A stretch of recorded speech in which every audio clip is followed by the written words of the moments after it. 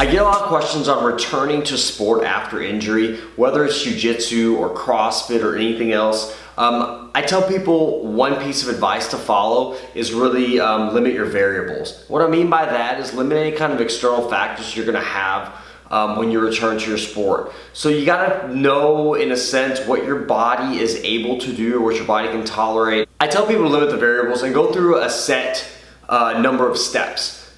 For Jiu-Jitsu wise, I say drill independently. So know what your body can and can't tolerate, and then go from there. So for example, if you injure your shoulder, it's your right shoulder, and you can't be on your right side, maybe playing in half guard, that may be something to avoid.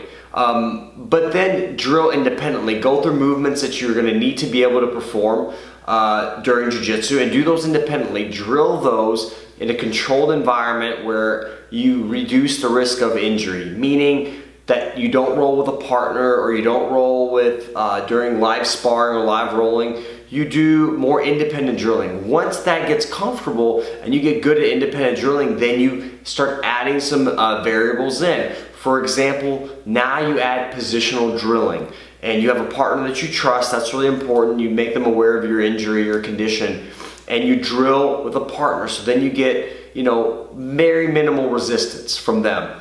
Then you start adding a little bit of resistance. So you still do drilling with maybe a little bit of resistance if it's a passing drill, something like that.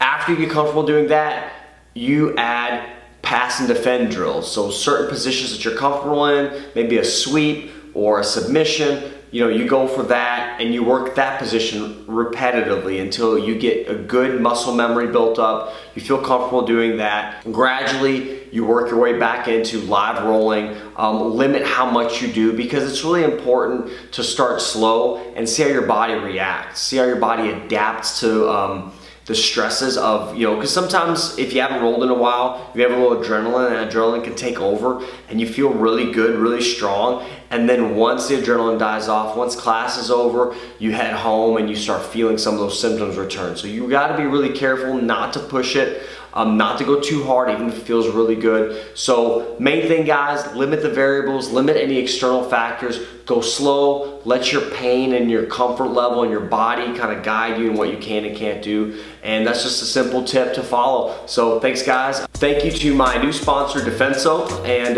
guys, more videos and Jiu-Jitsu tips, rehab tips at jiu-jitsutherapist.com, and the YouTube channel. Make sure to subscribe. I appreciate it. Send me more questions if you have them. See y'all next time.